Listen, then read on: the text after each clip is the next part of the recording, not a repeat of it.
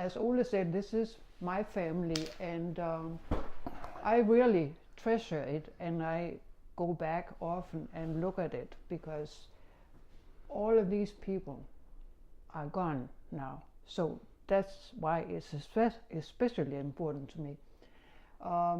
This is my grandmother on my mother's side, and she is quite a sinister looking woman, and she was sinister also. These are my parents, my father and my mother, and down here on the corner is my grandmother and grandfather on my father's side in their wedding picture. They were married in probably 1896, something like that. My parents were born in 1897, both of them. This is my youngest brother, who was 14 years older than what I am. I was basically a single child. And his name? The main reason for that was that my parents separated when my oldest brother was probably 9, and then my mother raised my 3 siblings until 1936, at which time she moved back to my hometown, and I was born a year later, so that's why there's such a time difference. So this is my youngest brother, this is my sister, and this is the 4 of us. That's the only picture I have of my oldest brother. Would you mind telling us their names, Hannah? This is Per, P-E-R, and that's E-N-I-E-D, and that's Hovard, H-O-V-A-R-T-H. I don't know how my parents got that name, because it's very English actually. Up here is an assembly of various pictures, but they're kind of small, so I think they would be too small to talk about in detail. That's my mother when she was expecting me, so that's kind of interesting. This is my sister when she got married, and there's a younger picture of my father before he lost all his hair. He lost his hair when he was in his late 20s. That's when he was a baby. It is not very clear. This is a picture of my grandparents on my father's side, and this is my father. He had twin sisters and then a younger sister. Let's see here. That's my mother as a young person. It's the same one as down there. That's my grandfather on my mother's side, and these are just basic vacation pictures that we had. This is a picture of me when I was confirmed, at which time Ole knew me, and he remembers that. This is my parents' sailboat that I mentioned earlier on in the program, that we moved during the war. We moved to an island up on the fjord so that the Germans wouldn't bomb it. When we spent many summers on that boat. That's a picture of me when I got my I don't know what the English word is for it, student exam. Which I'm going to let you talk about your family. Yeah. Mm-hmm. Yeah. Okay. Hey, what we have here is essentially one element of my family. And that element of my family is my father's. So there's absolutely none here of my mother's family. I would have to find those pictures some other place. There's a wedding picture of them up there. Hmm? Is that not no, the big one? To the right. To the right. To the right. That's your parents, is it not? My mother's family. My mother's family. This is my mother. My mother's family, and I have no pictures here of them. Okay. And it's a rather interesting story about them, and we can find something to support that a little bit later. But my mother's family is German, and my great grandfather was born in Nesse in Brandenburg, which is it's in its own right an interesting story that borders old Danish territories in northern Germany. And his son went to Copenhagen as an artillery officer for the Danish army, and then settled in Aalborg. And that was my grandfather's father. I had always thought that these lovely people were Westphalian potato Germans who had migrated out of Westphalia in the 1840s with a potato famine, much like the Irish famine drove people out of there. And they came in and cultivated the Danish heath. Well, so I wrote my master's thesis on the reclamation of the Danish heath, and come to learn fairly recently that, well, that just was not the case. And so there we are with my mother's end of that family. There's much more to talk about, and I probably will say a few more things about it. What we have here is my father's family mostly, and he was a single child, which I think had a lot to do with how we were tied to that end of the family more than to the other, because my grandfather was one of 12 children over 2 marriages. So that was a huge brood with people living everywhere. And my grandmother doted so much on my grandfather, on my father, that she embraced the family. My great-grandmother is pictured here, and she's here just a year or so before her death in 1948 with myself and my brother Björn, who was born 3 years before me in 1933, and my sister Liselade, who was born 5 years after me and 9 years after my brother. My grandparents that are here, my grandfather was born in a family also with very many children in a rural area of northern Denmark, a bit about 15-20 kilometers from Aalborg. I remember as a child going visiting there and having to bicycle. That was when I first learned to bicycle, and they had such steep hills, and I hated to go there because I had to do the bicycling.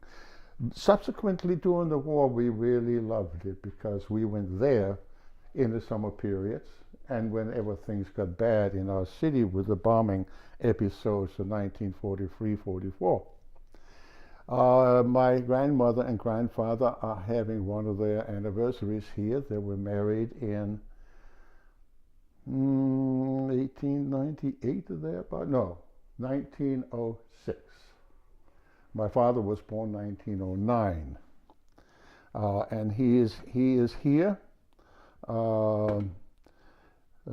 and this is an anniversary picture of the whole family on my father's side.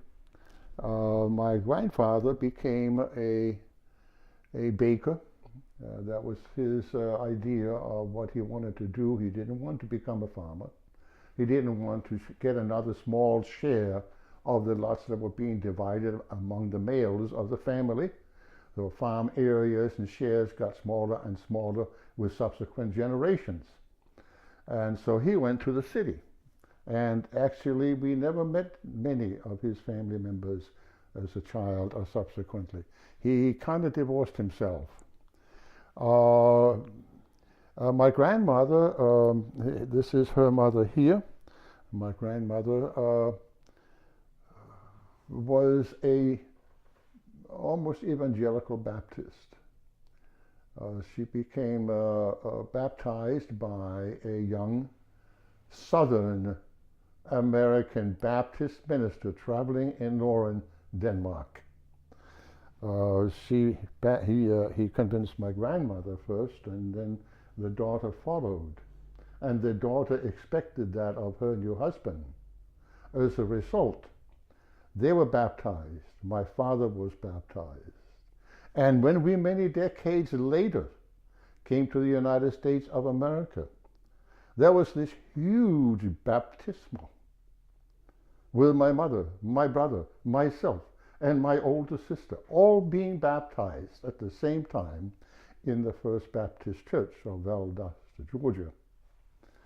And that, of course, was one of the arguments that the pastor gave us, that we wanted to become accepted in the local community. That would be one good way to do it.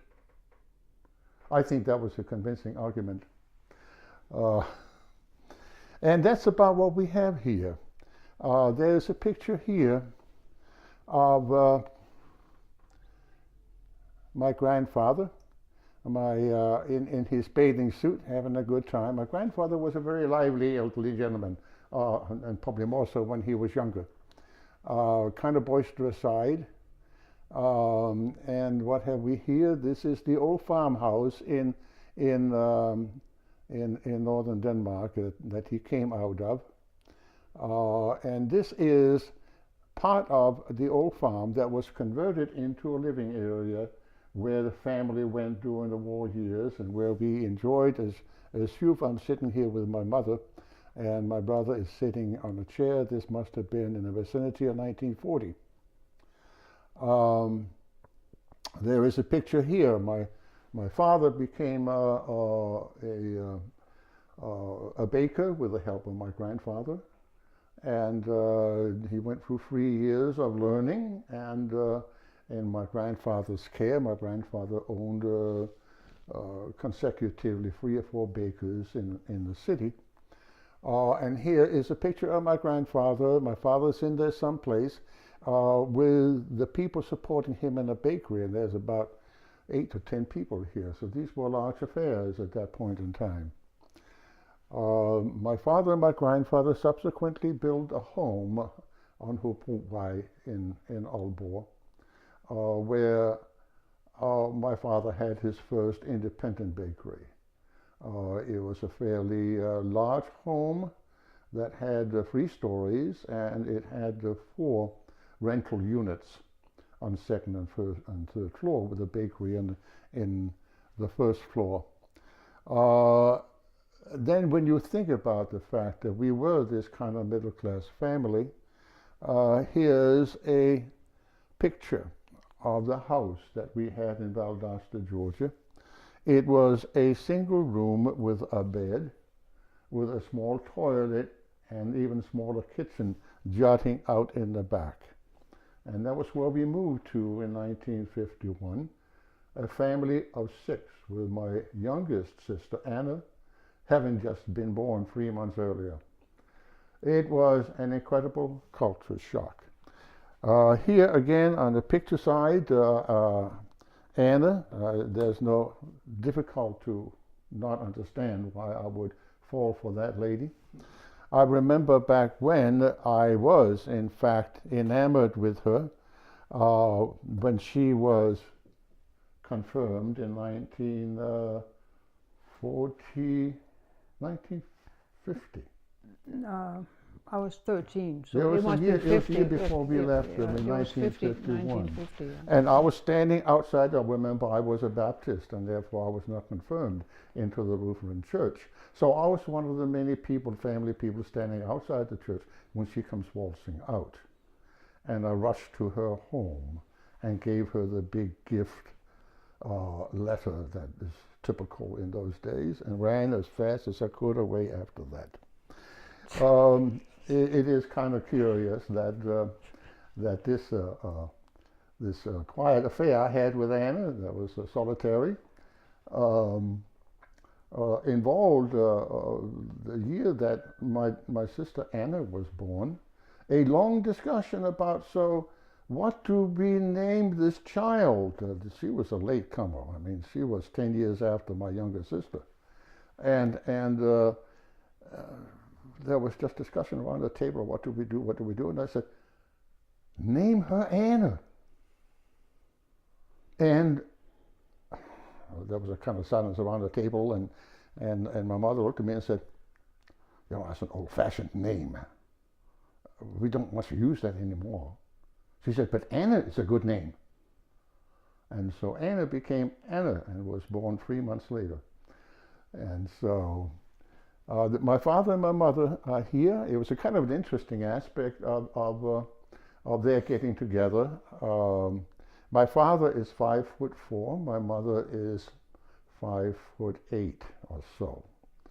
And so I remember one wedding picture where they put a bunch of books under him so that he stood taller. And he says in his memoirs, I have always loved long-legged girls. And she was one, he said. And they dated off and on. There's an interesting story that he tells in his memoirs about his courtship of her. He said the first time he kissed her, she ran away and told him to no longer come pick him up after work, which he had been doing for a month or so. And then she calls him just a couple of weeks later and says, are you going to come pick me up this Friday? And so that was kind of where that went. It was interesting because she was in her last year. She was 18, so it was last school year. She had one more year to finish. And so the wedding got delayed for a year. It's a little bit like Anna when we got engaged in Denmark. She had 1 year to finish. But of course, in this case, my father was there watching. In Anna's, in my case, I had to leave it to my family to watch her. And that's about, I think, as much as we need to talk about what is over here. My mother was 40 years old when I was born, and she already had 3 children that were quite a bit older than I was. So I was basically brought up as a single child. My oldest brother was about 20 years older than I was. His name was Hubert. My sister was 18 years older, or 17 years older, something like that. And her name was Eni. And then my youngest sibling, Per, was 14 years older than me. So this was a rather difficult time because it was during the war years, and my oldest brother got into an argument with my father, so he moved out.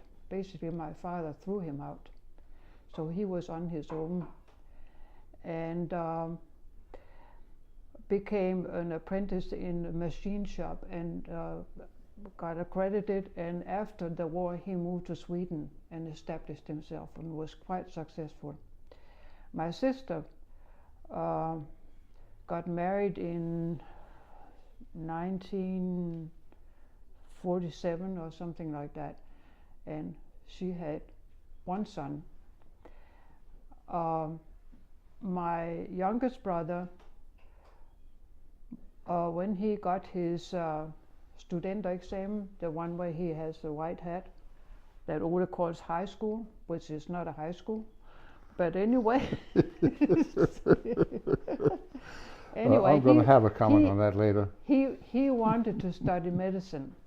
The exam that he got is an exam where you cannot get into the university unless you have passed that exam. And so anyway, there was no money. My father didn't want to help him, and this was probably 1943, and he moved to Germany, to Leipzig, and got a job in a pharmaceutical factory, and the owner of the factory basically adopted him, but we didn't hear from him. We didn't know what had happened to him after he left.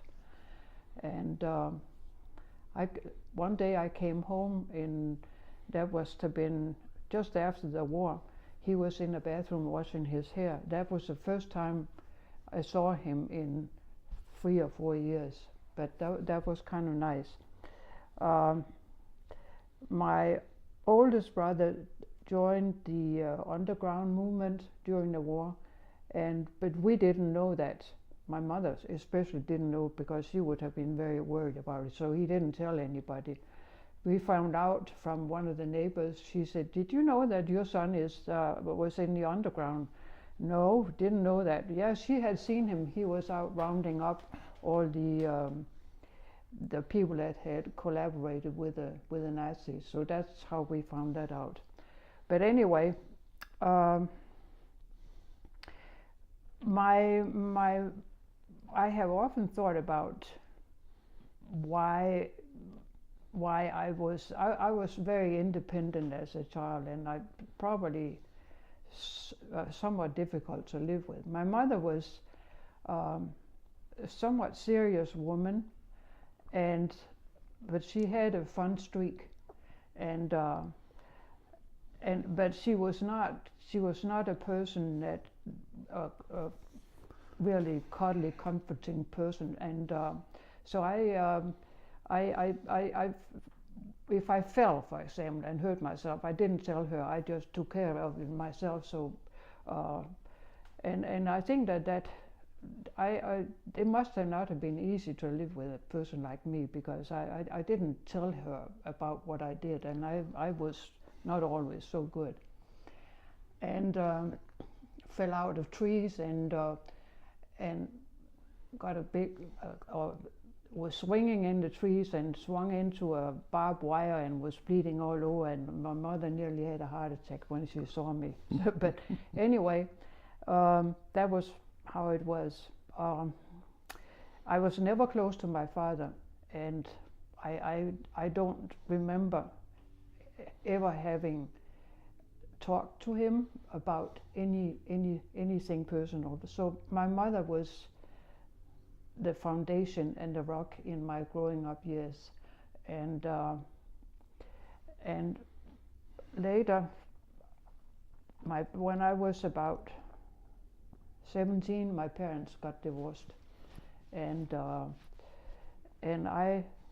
because my father had a mistress that he had had for years, and I broke my relationship with my dad. I didn't want to have anything to do with him because he treated my mother so badly.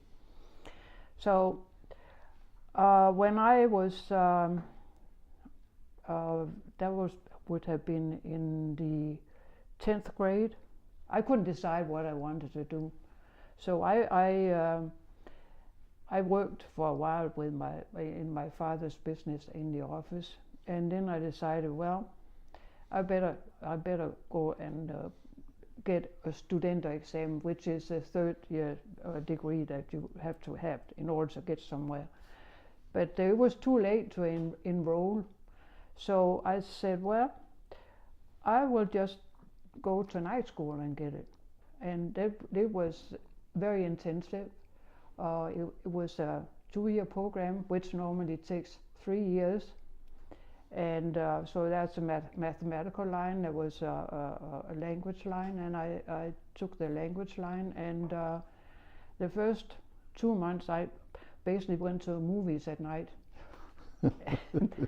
And then I realized, well, this is not going to work. You better put your mind to it. So I started doing my homework, and I finished the exam in 2 years instead of 3 years. I still couldn't make up my mind what I wanted to do, so I got various jobs, and then one day I decided, well, this is really boring. So I decided, I think I'm going to go to England and work as an au pair. So I contacted the YMCA and got a letter from them, and that they had a place for me, and I could go to England and work as an au pair. So three weeks later, I left, and I was 19 then, and it was quite an experience. I had to take a ship from Denmark to Harwich in England, and when I got to Harwich and was going ashore, they said, "Can I see your working permit?" "No, what are you going to do?" "Oh, I'm going to work." And they said, "So can we see your working permit?" Of course, I didn't have a working permit because you didn't need that as an au pair. But I didn't really understand what an au pair was. That you're just there and you help out in a house, and then you get a little bit of pocket money, but it's not a job as such. So I had to go back on the ship and spend the night there. And I said, what am I going to do if I can't get in? I can't go back to Denmark. I mean, that would be just too shameful. I can't do that. But anyway, the family that I was going to work with, the man was a lawyer, so he contacted the foreign ministry or some big office and said, you cannot let this young woman not come in. It will ruin the relationship between England and Denmark, so you just can't do that. And when I got ashore, initially they said, so why do you want to come to England? I said, well, to study English. But my English was pretty good at that time. They said, you don't need to study English. But anyway, I got permission to go ashore, so I took the train to London, and there was a woman. I knew they had a 2-year-old, but she was very pregnant, and then she said when we were taking the subway back to their house, she said, we are Jewish, and I said, okay, well, so I didn't know anything about the traditions of the Jewish religion, but I soon found out that there were Orthodox Jews, and that was a real good learning experience for me, because I really learned a lot about it. And for example, it was close to Easter, and you have to empty everything in the kitchen and use totally new utensils and everything, and they cannot have anything with regular flour in the house. Has to be made with matzo meal. So there were a lot of weird things, and I made some mistakes there. I cooked meat in a milk casserole. They separate dairy and meat, and they didn't know what to do with it. They put it on top of the refrigerator, and they sat there for 3 weeks, and then they finally buried it in the yard because they didn't know what to do with it. So, and that was at that time.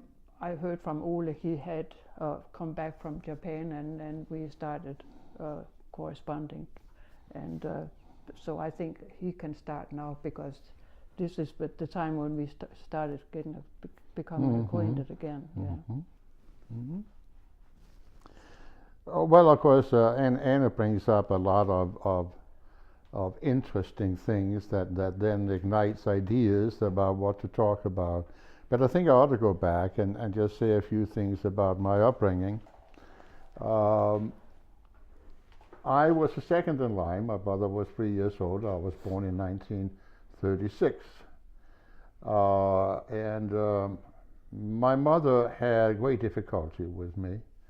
I was born away after the due date, several weeks, and weighed an awesome 12 Danish pounds, which I'll let the viewer figure out what is in English pounds, because it's a few pounds more. So I was a heavyweight, and my father, in his notes on the time, talks about how they called me grandfather immediately. And I became grandfather to the hospital because I visited there a number of times during my young years. At any rate, my mother developed a blood poisoning out of the birth, and was in a hospital for well over a month following the birth. Was not able to have me in her presence, and my father took me home a day or two old and wondering what to do with me, and my grandmother stepped in and took over, and I spent the first 3 months of my life in the care of my grandparents. And that whole episode appears to have settled, developed a kind of negative relationship between myself and my mother, at least from her perspective. And I was kind of I was the odd man out in the family. I really was ignored as much as anyone could be ignored. I was well fed and I was well cared for. I had diphtheria twice, and every winter I came down with strep throat. And so this was kind of always having to worry about me and not really wanting to. I remember back during the war years, I had to be sat outside with wads of paper on my bottom because my mother didn't want me to get too cold and bring on the strep throat earlier than otherwise it would be appearing. Twice I was at the hospital. I think we talked about this, did we not? Yeah. And so therefore we can move through the war years fairly quickly, except to emphasize again that toward the end of the war, I was, 7, 8 years old, and the frequency of my running away from home increased when I hit 9 and 10.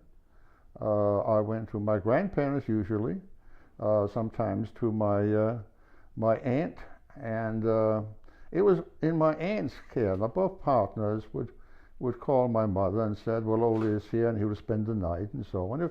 There was a family thing to kind of pick me off the street and deal with my various disinterest in being home. There was my my grand aunt who got me heavy into geography.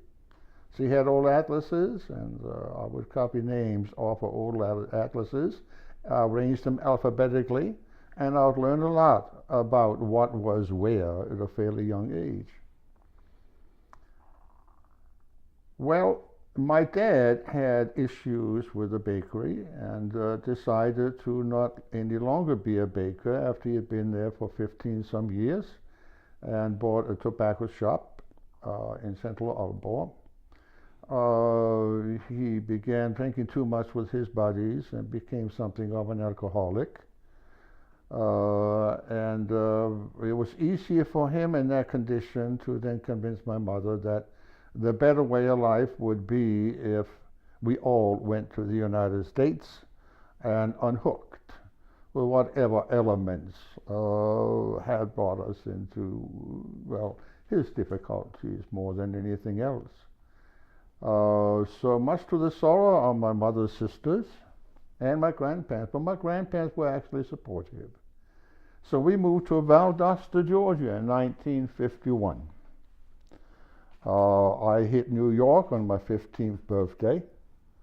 My brother had a birthday 3 days earlier on board ship, and that was well celebrated. My 15th birthday was spent on a train from New York to Savannah, Georgia, and then an even slower moving train from Savannah to Valdosta.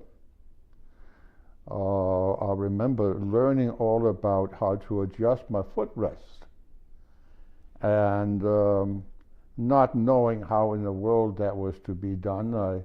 I put my hand down to deal with it, and the thing slipped and cut off half of my finger.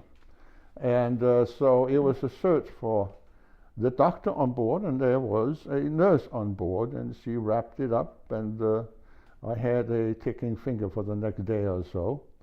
That was my 15th birthday, well remembered.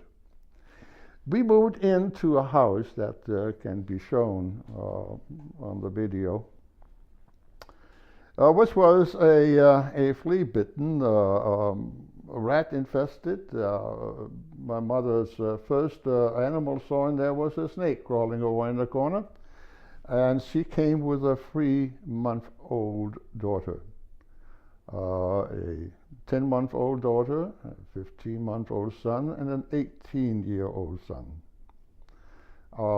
He had graduated from school in Denmark, and he found a job in the city. My father was promised a bakery job, and he got the bakery job, and didn't stay too long with it because he was a master baker who was interested in teaching everybody the trade. And the managers resenting him getting in their way of teaching the younger bakers better ways of doing what he had taught them. And Dad got fired from one job, then from another job. He found a job in Tallahassee, and we moved there the next year. In the meantime, I was presented with the opportunity of high school, and I was due to go into the 9th grade. I was deemed to have credits beyond. I didn't talk about this before, did I? And so they looked at my transcripts from Denmark and said, well, you've had physics, you've had advanced mathematics, you've had geometry, and you've had all of this stuff, and you've had science, and so we don't have any courses for you. And putting you in 9th grade, it would be ridiculous. So we're going to advance you 2 years.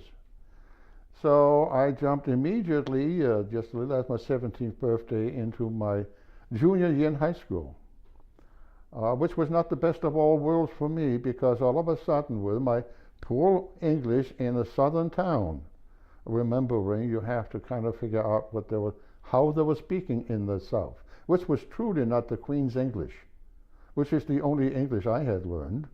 Now, people liked to listen to me because I spoke kind of weird. I wasn't even a northerner. I was from over there someplace. But it was an interesting life of beginning. The very beginning of it was even more interesting because we were brought up on this house on the skirts of town, and my uncle was in a larger home with a daughter and the wife of his son, who had been killed in World War II. And there wasn't too much additional room, but that was where we ate, and where every morning I was sent to pick up the milk.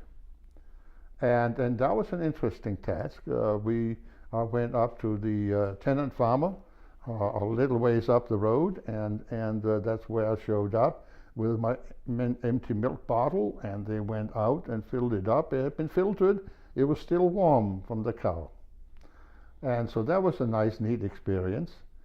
I did that every morning, and about 3 or 4 mornings, a young boy in the house who was my age, it seemed, began talking with me, and we chatted for a while, and a couple of days later he says, "You want to go fishing?" And so we went fishing, and it was a delight for me. I was in the southeast, and it was hot and humid, and I was on the back of his bicycle, and we drove 4 miles down the road, and we went fishing and went back. We never caught anything, but we went fishing and had a good time while doing it. And one Friday, it was unbearably hot and humid, and he said, "Let's go swimming." And I said, "Fine." And he said, "Where will I do this?" "Well, you will go to a communal pool." Okay, I got my bathing suit, got back on the back of the bicycle, and we went to the communal pool, where he let me off, and he said, "I'll be back to pick you up in an hour." And I'm saying, "Are you not going in with me?" No, I have an errand to run," he said. To that point, I had no idea of segregation. I had no idea that these people whom I bought milk from, whose milk we drank every morning, were somehow a very different kind of people, down the social ladder of ways, and not to be dealt with personally. I had no idea. I found out later. He picked me up an hour later, took me to the house. The following weekend evening, probably Friday or Saturday, a small delegation of men came to visit my uncle and said that there have been rumors that I was seeing a Negro boy, and that relationship could not continue, that neighbors had noticed it, and that this was not good for a family coming from overseas to not understand the social mores of the community. And they also kind of threatened if this didn't stop, there would probably be a burning cross on his lawn. And so, what did I know? I didn't really find out about the KK visit until years later. But at that point in time, my uncle came to me and said, that my brother was going to get the milk from now on, and it wasn't my business to do that, and I was not to see this boy anymore. He gave me no particular reason. That was just, you don't do this. I never saw him again. After that day in the swimming pool, never saw him again. Interestingly, before then, a week later was when school began. And he said, you know, you can just go on my bike. You don't have to take a school bus. I'll bicycle you to school because your school is about 5 miles from here, and my school is a mile further. I didn't understand the significance of that, but that's how it was. And I said, well, you know, I wasn't really eager to sit on the back of his bicycle for 6 miles coming and going. And so I thought the school bus sounds much better to me. And I didn't wonder why he didn't go on the school bus. So it was an interesting life. A couple of days after this incident, after which I didn't see him anymore, another incident occurred that struck me. We were visiting a typical what was an all-goods store downtown, and we were wandering around, and I was thirsty. It was hot and humid again, and I'm walking over to this water fountain, and I'm drinking out of that water fountain. And before I knew it, this big burly guy came by and swatted me in the back of my head, so I went down the floor and rolled over, and I'm lying there, and this guy is standing over me. He said, "Can't you read, boy? It says colored." And so it could have been idyllic, I suppose, in southern Georgia and among friendly white people, but somehow it took me a while to understand what in the world was going on.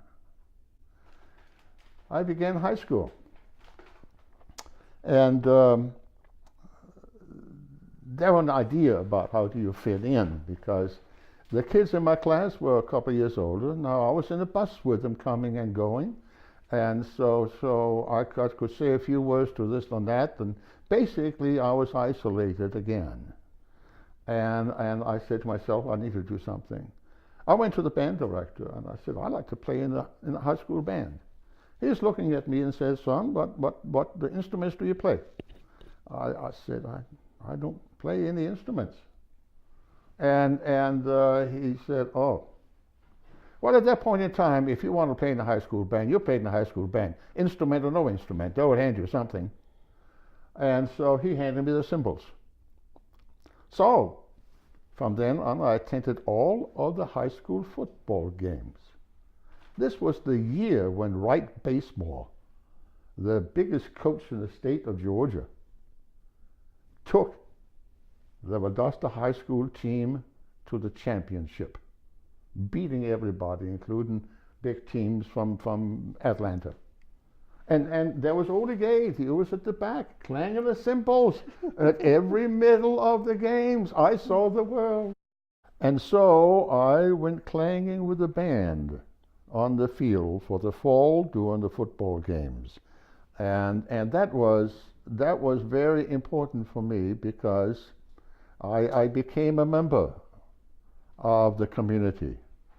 And so there was an association that people could identify with me, and so that was very helpful for me in the schooling end of things. In the other end of things, the community end of things, other interesting things happened.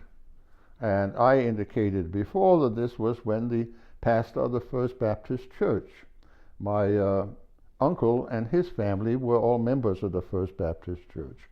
And he became alert to the fact that this immigrant family had some issues with local traditions and so on, and that there were people who were not enamored with the idea that members of that family associated personally with Negroes.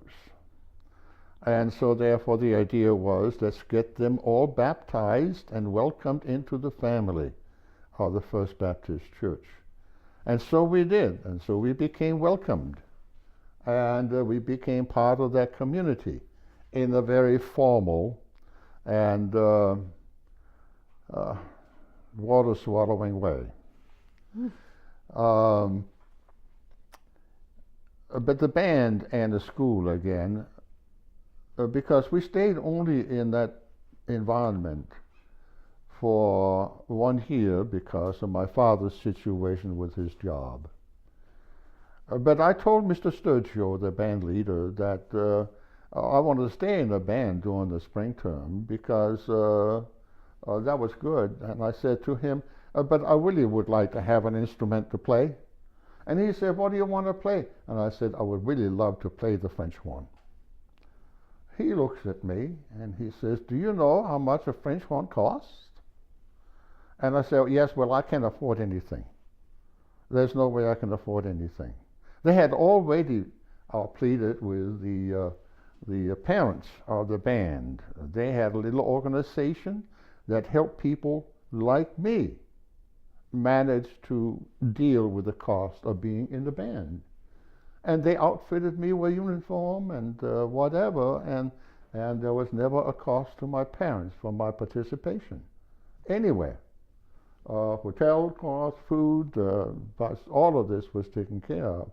I am eternally grateful for that end of my experience in Valdosta. And so I'm telling him this, and he says, well, I have an old beat up French horn. You can have that. And he said, you just be careful with it. And then, well, I have the mouthpiece here. He says, kids lose mouthpieces. You lose this mouthpiece, and that'll be the end. No more French horn. I lost the mouthpiece the first week. You see, I was practicing at home, where my brother and I were sleeping. We were sleeping in this old barn with a leaky roof, where we had a tarpaulin over the bed so that we didn't get wet at night. It was a rusty old bed. It was just really something else. But I'm in there and I'm practicing, and somehow the mouthpiece fell through the cracks in the floor, never again to be recovered. And so I had to, almost ready to cry, go to Mr. Sturgio and tell him that the kind of housing that we lived in, I kind of emphasized that. I was really learning that there were ways that you could deal with these people. And he felt quite sorry about this, and he said, you know, I'm going to find you another mouthpiece, but only this is the very last one you're going to get. He says, we're preparing to go to the Gasparilla in Tampa, and you'll want to go. Well, that was wonderful. We did a lot of practicing, and I learned a little bit about how to blow the French horn. I was never very good, that's for certain, but I hit most of the notes correctly. And of course you have to be marching while you're playing, and so that kind of is a little bit of a disturbing factor, but nonetheless, it worked. The Gasparilla was a lot of fun. And I had to come and tell Mr. Sturgio that, again, my parents were not going to be able to contribute anything. And he went to the band parents, and they paid for my trip again. And so this was a rewarding experience. We moved to Tallahassee, Florida, and somehow my dad had found enough down payment to move into a newly wooden-built house out in the suburbs of Tallahassee. And that was great, except that Dad got fired from the job he had gotten there within 2 months of our arrival. And the next job he found was in Detroit, Michigan. And he saw the family, once or twice a month maybe. So for that year of high school in Tallahassee, I saw him fairly infrequently. I was with a mother who did not care for me any more than she did in Denmark. I had a sister 5 years younger and a sister 10 years younger that she was busy with. She was not working outside the home. And so this was a tough life on her. I tried to make some money. I worked at a drive-in in the cafeteria, in a little sales out food outlet. And in that situation, I seem to have ever talked about this before? No, I don't think so. At any rate, in that situation, I was the guy with a strange accent, and I was one of several servers in there. I was the one who had to deal with the cookware and clean up and do things like that. You got paid, I can't remember, the hourly wage was infinitesimal. And everybody was complaining they weren't getting enough money.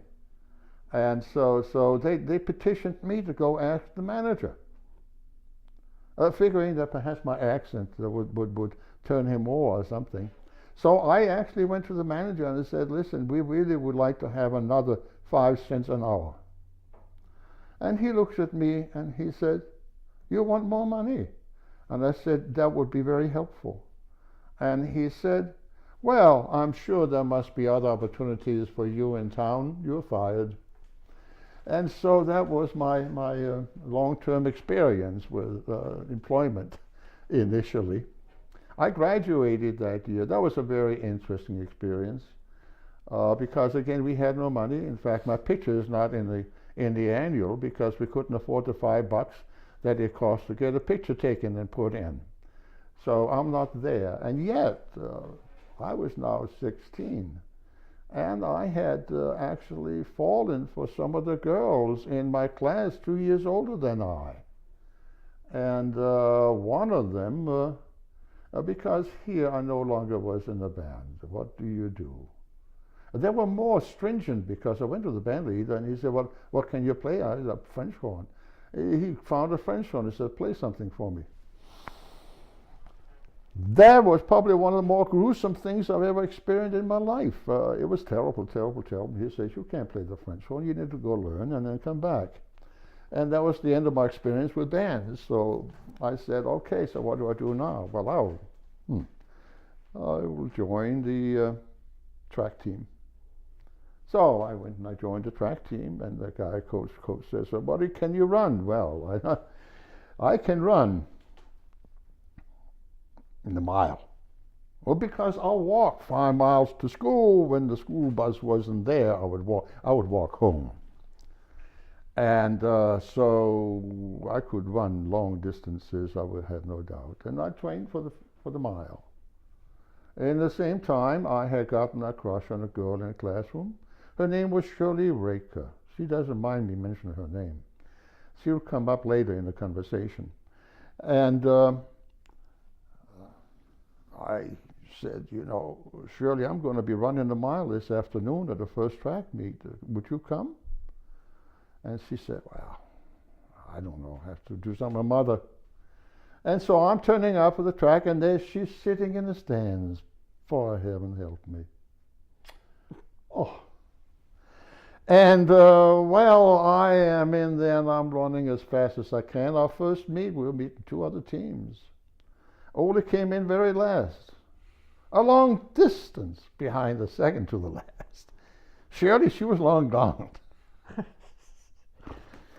Well, toward the spring term, I had gotten a good deal better, and we had our regional meets. And in fact, I changed to the half mile. And at the Florida meets, the grand meets of the high school, the best in the high schools, at Jacksonville, Florida, I came in 5th in the state, for heaven's sakes, in the half mile. Now, well, Shirley was gone, but I had my eyes on another girl, and a friend of mine said, we have prom coming up, what are you going to do? And I said, well, I don't have money for any kind of suit or anything. And he says, well, I said, I don't have a girlfriend, and who will go with me? And he said, you know, I have noted that you have your eyes on Bonnie.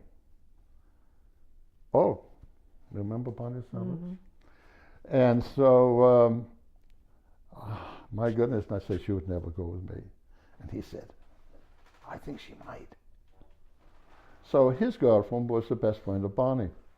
So apparently this had all been had all been planned ahead of time. So I remember running up the stairs on our way to physics class.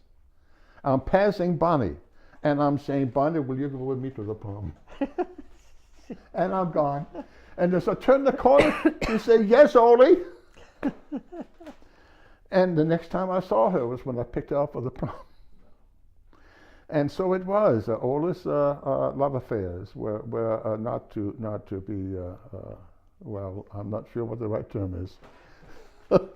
up to the end of high school. I didn't see Bonnie again. It turned out to be not a very good evening. Some of the football players teased her for I don't know what, and when I began becoming manly, my friends suggested to me that would be a stupid thing to do, and we drove home early. So that was kind of my first year of life in the United States. What to do but to join the United States Marine Corps? Well, why join the service? Well, I had gotten, after all, the physics teacher had intervened on my behalf and managed to elicit a Leon County help scholarship for me to go to Florida State University. Well, that wouldn't get me very far. And I still didn't have a job. I didn't have anything. I wasn't even 17 years old when I graduated. And so that was when I began walking the streets and began interviewing the various recruiting officers. I found the Marine Corps to be very friendly, and I joined the Marine Corps. I should make a long story short here. I wrote, getting into the Marine Corps was fine, and I survived boot camp at Parris Island. They took me in a couple of weeks after I turned 17. It took 3 months to do the paperwork, and so that worked out just absolutely fine. The Marine Corps was good to me. I scored very high on my exams. I was in fact told at the end of boot camp that my exams had suggested that I would do very well in Officer Candidate School, but just turning 17, there was no way that they could be accepting me. And so I could apply in a couple of years. I was sure to get in. In the Marine Corps, all my friends were getting letters every day, every week from girlfriends and wives and what God knows whom. I wasn't getting any mail at all. And I thought it was high time that I began getting some mail from somebody. So I wrote Shirley Raker. Well, that turned out to be a good hit. She wrote back, and we wrote a couple of times and said, I'm coming home for leave. Would you like to go to church with me? Being now a member of the First Baptist Church in Tallahassee, Florida. And she said yes. And will you come to dinner with me that evening? And I said yes. And so that was beginning of a very short-term courtship. My father had to drive me over to pick her up. And then he had to take the two of us to the church. And after the church, he had to pick us up and take us to where she lived. And so that was kind of an enamorous way of beginning. But at any rate, we had a delightful Sunday together. And that was a kiss at the end of that day that really sent me a whirling. It was really, that was a hot tumbler and a half. I wrote these searing love letters for several months. I didn't hear anything back from Shirley. Shirley finally wrote me in November and said, Dear Ole, my mother has suggested that she would not like for me to date service people. So sorry. Goodbye. And so poor Ole was still kind of hanging in there in life. And was otherwise doing fine. His great scores got him into the dispersing office in the headquarters company, and I was able to do very well with that. But to go back to coming back to the barracks in the afternoons, to the Quonset hut that we occupied at Camp Lejeune, where I was then stationed, there was still mail call, and there were still no letters. And so around Christmas time, I decided to write a letter to this young lady that I knew from Denmark named Anna Keefe Christensen. I wrote her a note for Christmas. And I remembered her address. How could that be? But I did. Because when I was 3 years younger, I threw rocks up on her window. Not just to kind of let the world know I was around or something or another. I don't know what that was all about. I'm sure if her dad knew that I was doing that, when he had those little things, that I would have been chased down the street with a stick. No doubt about it. At any rate, I wrote Anna, and I heard back, I think, after Christmas from you. No, you wrote me on my birthday. Yeah, but I wrote you again on your birthday because I remembered her birthday. And I sent her a birthday greeting. And so there she was. She was in the hospital when she got my birthday letter to her on the 26th of February, 1953. Yeah. And that was when we began writing. And we wrote together on and off for another, certainly 3 years.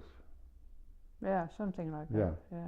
Because at that time, she was getting busy doing some other things, and I was going to Japan. I had re-enlisted in order to get 18 months overseas. That's what they promised me. And they gave me Japan. And I was in hog heaven. The Marine Corps turned out to be the best traveling company I've ever done business with. We were on Middle Camp Fuji. Imagine Middle Camp Fuji. It's about not quite a third way up the slope of Camp Fuji, of Fuji Mountain, the biggest volcanic mountain in Japan, and the one that is revered by all Japanese, where you have to, it's kind of like going to Mecca, almost, for Shinto people. And we climbed up and did that mountain once.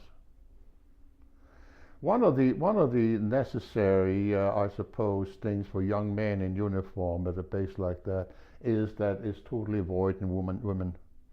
There was not one bam, and I hesitate to call this on any kind of video, but we guys back then called the women Marines BAMs, which is broad-ass Marines, and I once said that to a woman Marine, heaven help me, 30 years later. I almost got beat to a pulp. And I realized how stupid that was. How stupid it was back then. But there's some things you don't recognize at various ages. And so the point about this, of course, is that in the evening you go to the bars around. You go to visit with the prostitutes, and you can get a short time or you can get a long time. Short times were 300 yen, and long times was all night, and that was 4,000 yen. And so, without getting into the details about that, this was how life was conducted. I had a real difficult time with that. I really was not able to get much involved in that end of things. It didn't suit me, but I went to the bars. And there was one young lady that I offered a few drinks to. I danced with a couple of times. And then after about a month of this, I was a young man of the age of 20 then. And it was time to develop some kind of relationship. And I said to her, how about you going to live with me? She looked at me and said, I said, this is a long, long time. It's longer than a long time. I want you to come and live with me and be my partner. You'll find a place for us to live, and we'll be together. And she looks at me and says, I'll have to talk to Mama-san about that. Well, she was indebted to Mama-san, and I didn't have the money that Mama-san wanted for me to buy her out of hock. This was Japan, 1956. No, actually, it was as early as 1955 this began, yeah. And so we lived together for about 10 months. Had a wonderful time. I took her to Tokyo and to Yokohama. We were not really favored by American. We went to American-style restaurants. We were not favored because there were officers and their American wives who looked disdainful at the partner that I brought, and we stopped doing that. But it was very nice. We climbed Mount Fuji. We did all sorts of wonderful stuff. I learned about the Shinto religion, and then I decided that it would be good to do something else. Life otherwise. Japan was good, but there must be some other place. At that point in time, there came a call for joining a reinforced expeditionary force heading for somewhere. And they didn't tell you where. They would tell you eventually. And I volunteered. I was a sergeant then, and I was going to take charge of the money. And so I volunteered, and they accepted me, and I became the dispersing junior person for the battalion. I was led by a second lieutenant just out of officer school who had no clue about running a dispersing office. I had to teach him everything, but he had to sign all the orders. And it was really an incredible experience. We went to Yokohama to board the ship, and we were ushered into the commanding officer of the expeditionary force and the commanding officer of Marine Corps element in Japan. And there we stood, stiff-necked and at full command attention. And he said, relax, relax, relax. I have to tell you that your job is to take care of the money. And he said, and here is a chest. Oh no, at the bank you get a chest with $1 million in greenbacks. That is what you're supposed to take care of. And my lieutenant, I don't know whether he peed on the floor at that point in time, but he peed later. At this point in time, he was visibly shaking. And I was just nodding, yes, yes, sir, we'll take care of it, yes, sir, you can count on it, and so on. And he was just, I let him out a little bit later, and we went to the bank and we picked it up. We had full armor car in front, full armor car behind. We went to the dock, and there we are loading this chest on board. The lieutenant standing there going like this. And when it was right over being lowered, the band broke at one end and the chest began sliding. And the lieutenant kind of went down. However, it was all caught and it was transported down and it was all taken care of. The lieutenant, when he got to himself, we stood in front of the captain of the ship and we said, what we're going to do with the money. And he said, Sergeant Gade is going to be in the brig with the money all the time.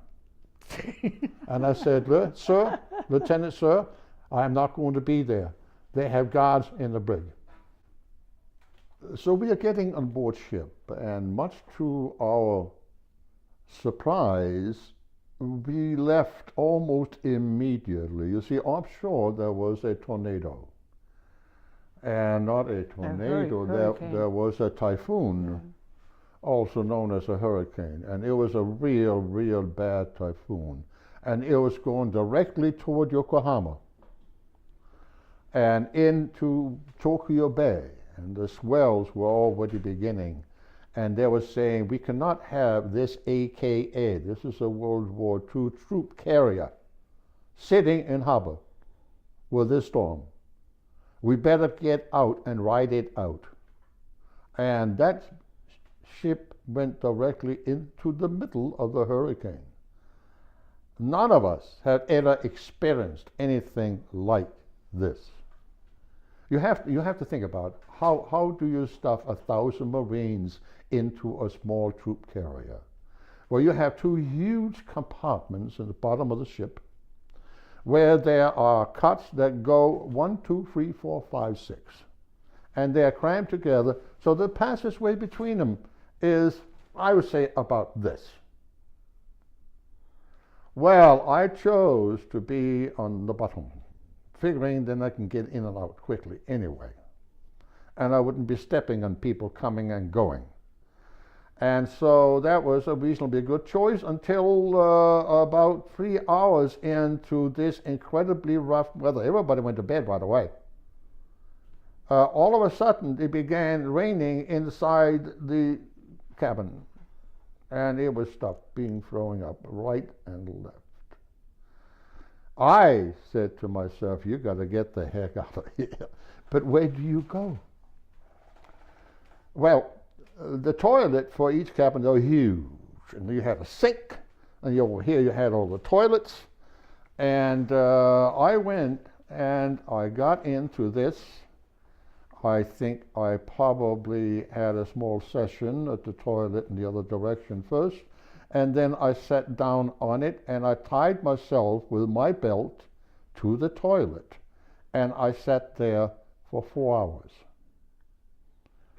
And daylight came and it had stilled off. And I went downstairs. It was so smelly. And all of this stuff all over the floors. I simply went back up and joined the toilet again, and until everything had gotten taken care of. It was otherwise an absolutely marvelous experience. We went for about 4 or 5 days. We got to Subic Bay in the Philippines, where we learned what our destiny was. Well, our destiny was to participate in the Suez Crisis. 1956, the Suez Crisis had been going on for a short while, and the United States was not very happy with the French and the British doing what they were doing in the Suez Canal, fighting the Egyptians. The Egyptians, of course, had closed the canal. Well, there were a bunch of other things happening here than were happening. They saw themselves as being used colonially, and it was time for them to grow up and demand their rightful share of what went through there, and the benefits of it.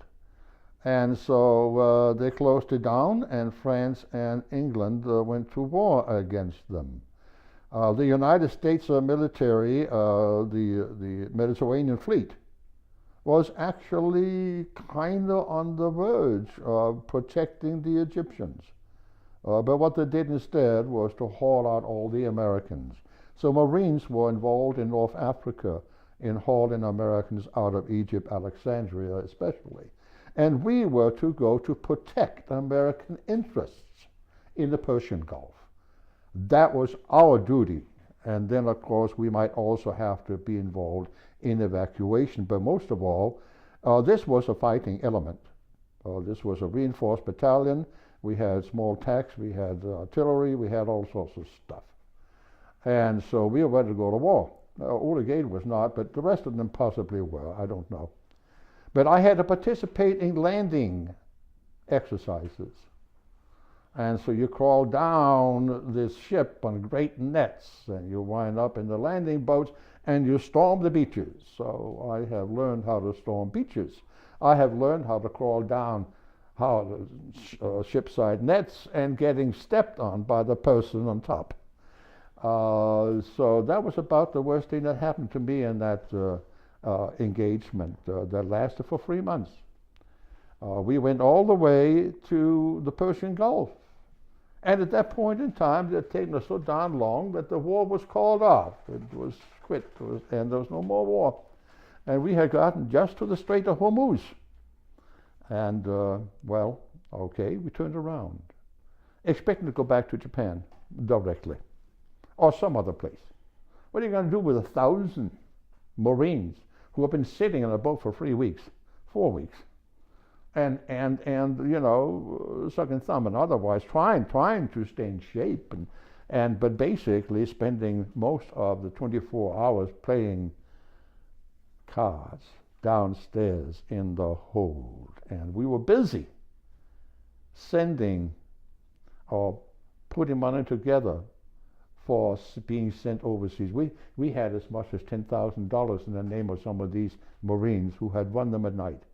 And they want to send their money home, so we made out money orders for them and got them in sealed bags for the next chance that we had in sending mail out. Is that what the $1 million was for? That's where the $1 million went. Well, was you a know, salary. payday. I It was I paid salary, I yeah. paid the people every Yeah. 2 weeks.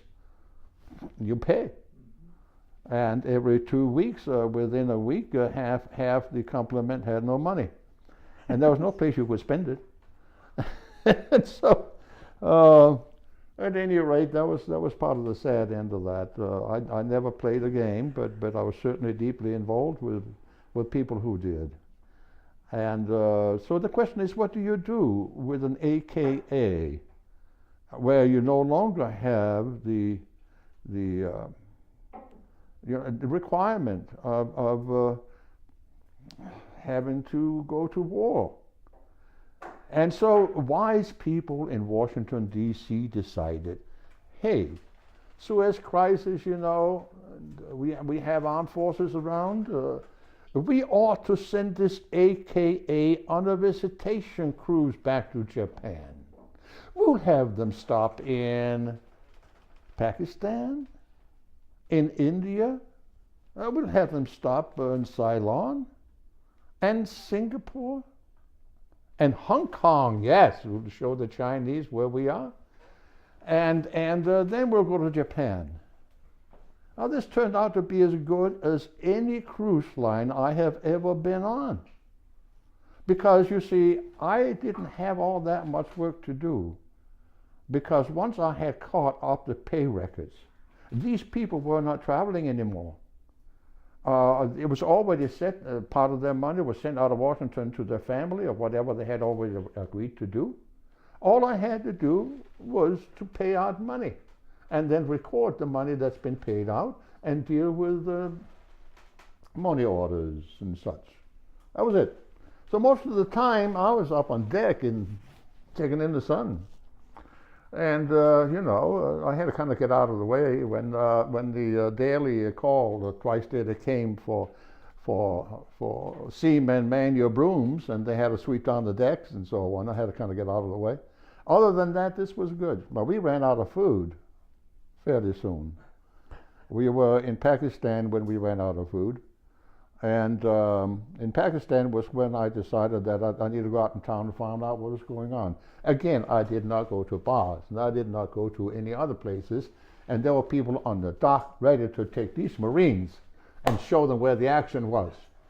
I found the action by walking out of town. I found the action off the road in a huge refugee camp of Pakistanis who had fled out of India during the Indian-Pakistani crisis of the late 40s.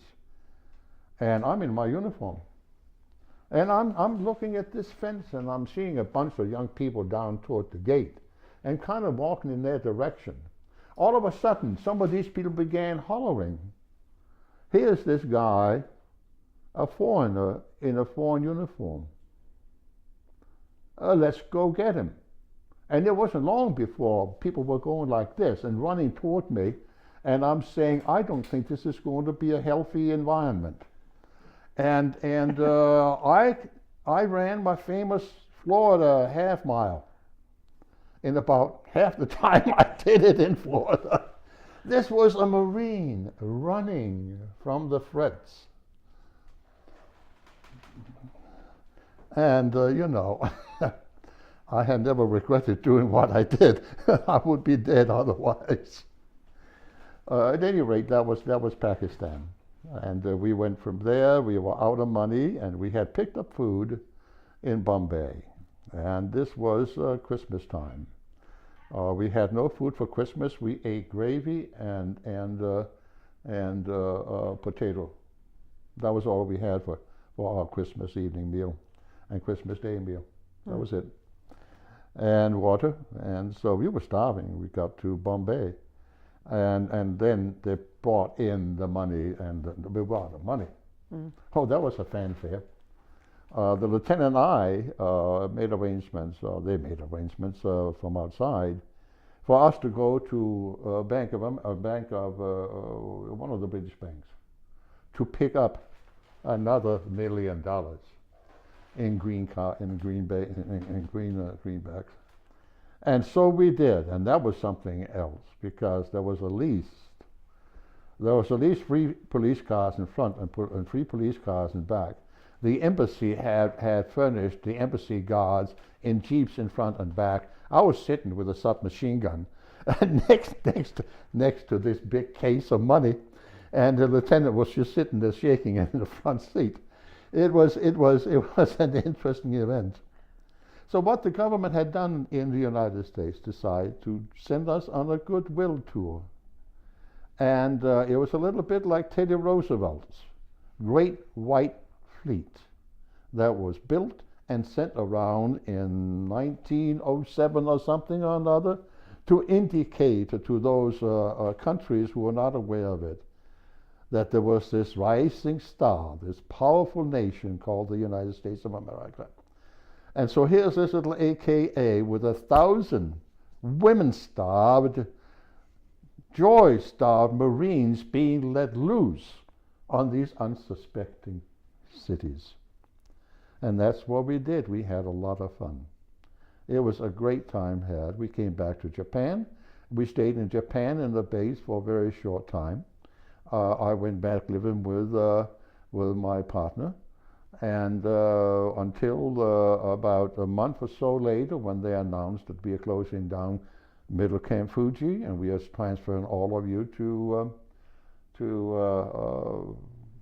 Okinawa, and then you can go at the end of the enlistment to North Carolina, and then you can go from there.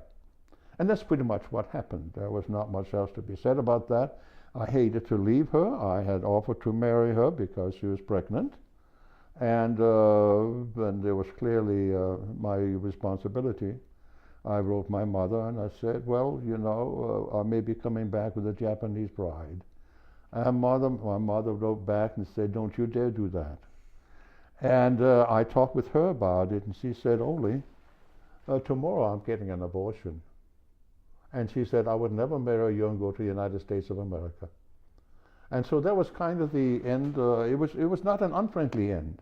It was how she saw it, and I was somehow released, in a way of speaking. She was a lovely person, and I was learning Gombaba, Ohio Gozaimasu, Watashi wa anato waishimashou.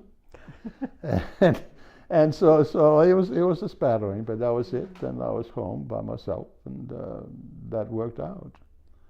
Coming home, of course, as early as I did, I was released from the base in North Carolina 3 months early because, again, I scored high, and I was accepted at Florida State University. And at that point in time, they were releasing an excess of Marines because the war was over, and they had too many. And they need to let go of a battalion or 2 or 3. And so if you got into a university, then you get the GI Bill, and they'll let you go. And so I got in university. And I began writing Anna again.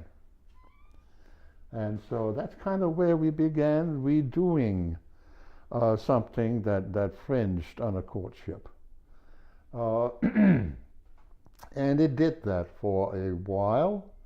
We each had our interests locally, and but there were more letters going, I think, than were before, many more than before. During my Japanese period, there were no letters going.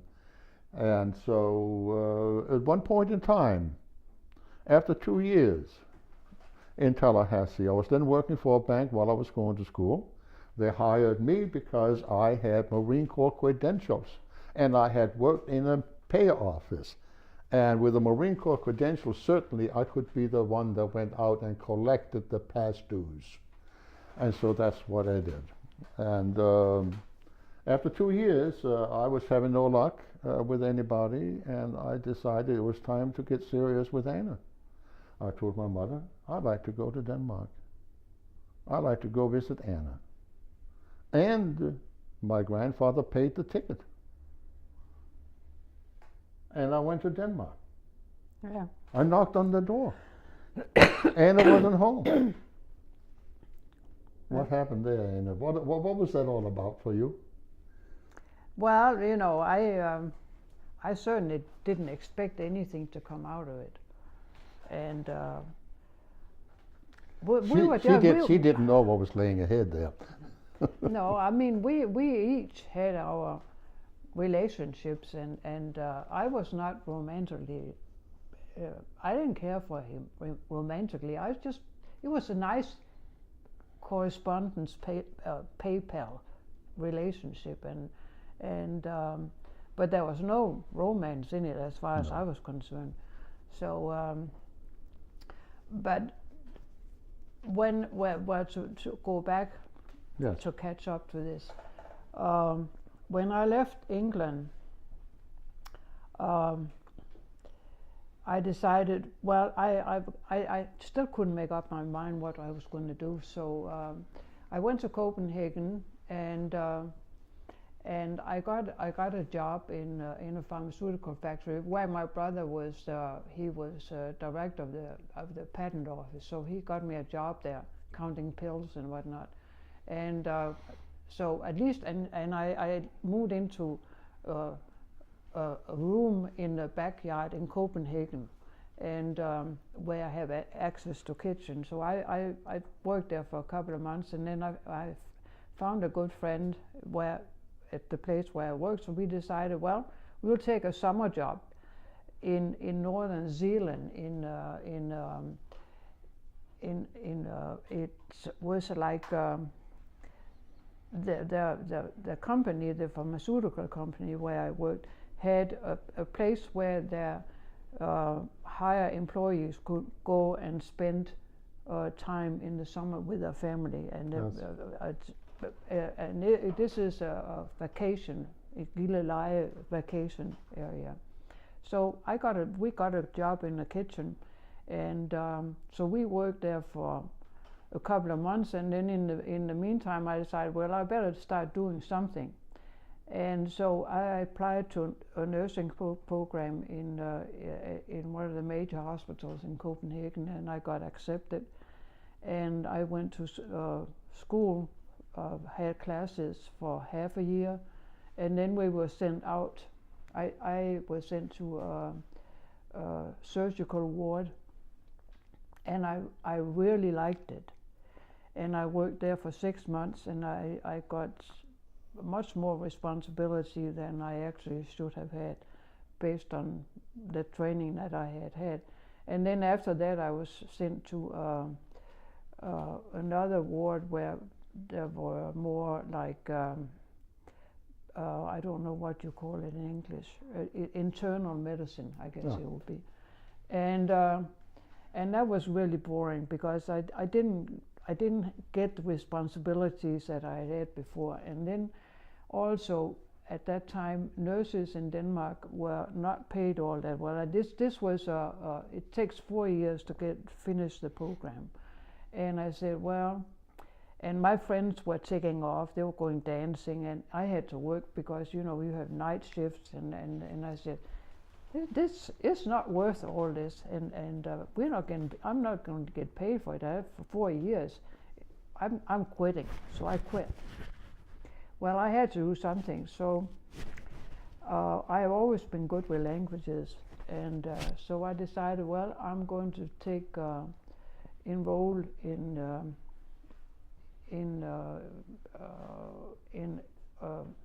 what do you call it? Well, College of Business. Yeah. Where emphasizing correspondence in languages. So we had to take accounting courses, and we had to take I had to learn shorthand in Danish, German, and English, and then also we had French courses, because we had to be fluent in French also. So it was basically all languages, and that took 2 years, and then I finished the first year, and then you came home, and we got engaged. He came and knocked on the door, and I was in the middle of exams, which lasted 2 months, orals and written. It was two months of exams, and Ulla said, "Well, I had a plopped into the middle of her exam period." Yeah. Totally Well, he sent me a letter, and he said, "I'm coming to Denmark, and I'd like to meet you." And I said, "Okay." So I wasn't home when he came and knocked on the door. And my mother's sister was visiting with my mother, and she opened the door for him, and he said, told him who he was, and then she went to get my mother, and she said, "You're going to be in trouble." And so, well, anyway, I came home. No, I don't know if I came home while you were there. No, I came back to see you the next day. You came back, and then so he came back later that day, and we went out, and we went to Duses Vinkeller, which is it's a wine cellar in a building that was built in the 15th century. So it's in the basement and it's very, very traditional. And we had glögg. We had glögg, yeah. And after that, it was just a wild courtship for the 3 weeks that he was in Denmark. I was introduced to his family, and I was getting home at 3 o'clock in the morning, taking exams at 8 o'clock in the morning. And I don't know how I ever passed my exams, but I did. and Ole's grandfather, he said, "Well, will you marry me?" I said, "Yeah." So impulsive as I am, you know. Good for you, good for me. and so he said, "Let's go and get some rings." And why? I told my mother, and she said, "Are you sure you want to do this?" I said, "Yeah." Okay, so we went and we got engagement rings. In Denmark, you get engagement ring, and you use them also as a wedding ring. So that there's just one ring. And I should say something here, because of course my grandparents that was where I was staying, and they were watching apprehensively what was going on. And when I proposed to Anna, my grandfather was very blunt. He says, "We cannot accept her unless she takes a ring." And we talked about that, and so that was of course what we had to do, one way or the other. But I still had a year left in my studies before I graduated. But it was really kind of a wild courtship, and I met with his whole family, and he went back to the States, and I went back to school, and in that year, his family kind of sat on me, and I had to see his grandparents once a week. And I usually came once a week to visit with his favorite aunt, and we had some really good talks. And she made really strong coffee, and I always had a stomachache when I left. But so I was kind of swallowed up in the family, and I don't think I would have made it through that year if it hadn't been for his family, because the obligation was there constantly, and of course a commitment is a commitment. So but and we were writing and exchanging. Yeah. We even sent music across. We used the old wire spools that we mailed, and we talked, and this was a technology that was very new back then. Yeah. But man, it was that wire usually got tangled up one way or the other. And Ole had made arrangements with his aunts that once a month she would go and buy flowers, and he would send a card with some kind of poem. So once a month I got flowers from him. He had arranged that with her. So there was the entanglement. So what did I do? I came a year later when I finished my degree, and it was tempting to not go because I had to leave my friends, I had to leave my family, and I wasn't worried about what to expect. I've never really been a person who worries too much ahead of time as to what will happen, because I always felt, well, I'll just deal with it. But my family were very unhappy about it, and my siblings were trying to talk me out of it. My mother wasn't. She said, well, you're old enough to know what you're doing. But I knew it was very difficult for her, because I had went to school and stayed with my mother for the 2 years that I was studying for that exam, and so we were very close, and I just knew that it was really hard on her. And how old were you at this point? Well, I was 24 when I came to the state. Yeah, so I was 22 when I started. Yeah.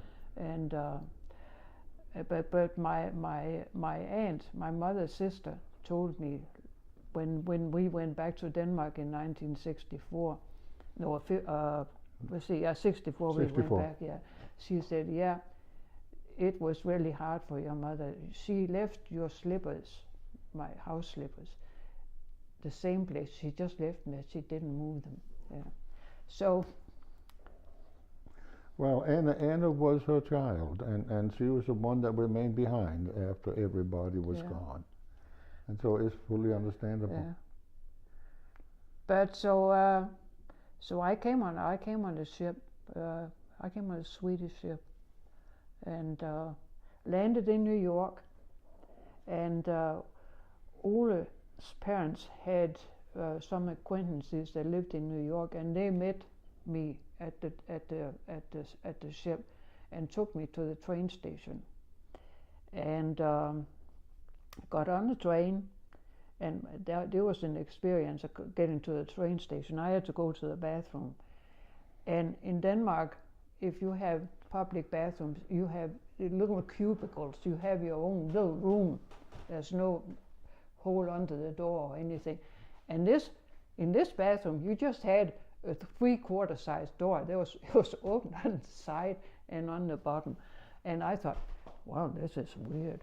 Well, anyway, I got on the train, and it was all night train, and I came to Jacksonville, and Ole was supposed to meet me in Jacksonville, and 9 o'clock in the morning, and he wasn't there, so I was walking up and down the platform. I wasn't really worried, but he was. It took an hour or so after I got there. He came because he had to drive from Tallahassee to Jacksonville, and his friends had hidden his car keys. And friends?